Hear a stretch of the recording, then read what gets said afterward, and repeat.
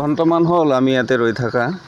খুব ৰাতিপুৱা টাইমত খুব ডাঙৰ ধুমুহা বতাহ আহিল আৰু গোটেই গছ পৰি আবদ্ধ হৈ গৈছোঁ আৰু খোজকাঢ়ি ওলাইছে যে বৰ্তমান উপায় নাই, এতিয়া গাড়ী অহা নাই আৰু সেইকাৰণে খোজকাঢ়ি যাবলগীয়া হৈছে।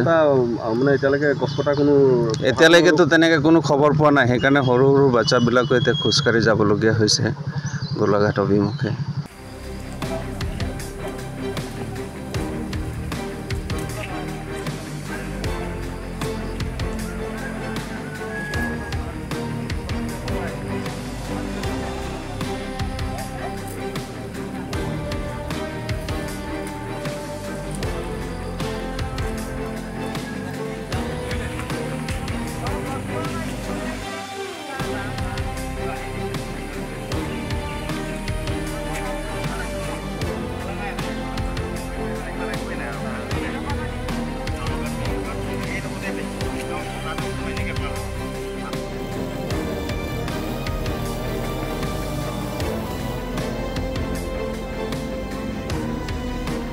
ঘণ্টামান হ'ল আমি ইয়াতে ৰৈ থকা।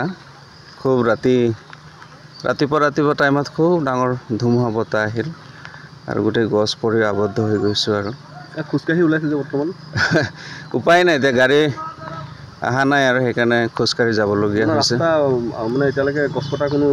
এতিয়ালৈকেতো তেনেকৈ কোনো খবৰ পোৱা নাই, সেইকাৰণে সৰু সৰু বাচ্চাবিলাকো এতিয়া খোজকাঢ়ি যাবলগীয়া হৈছে গোলাঘাট অভিমুখে।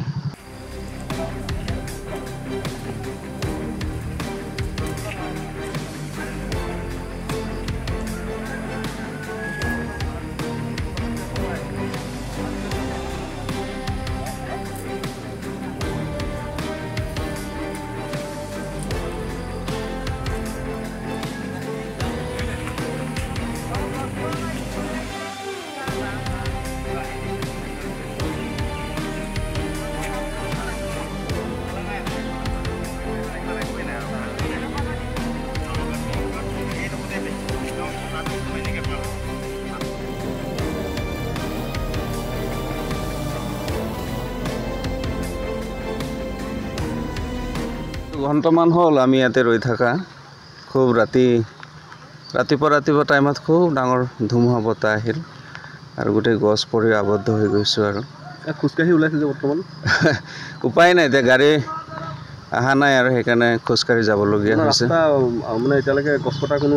এতিয়ালৈকেতো তেনেকৈ কোনো খবৰ পোৱা নাই, সেইকাৰণে সৰু সৰু বাচ্চাবিলাকো এতিয়া খোজকাঢ়ি যাবলগীয়া হৈছে গোলাঘাট অভিমুখে।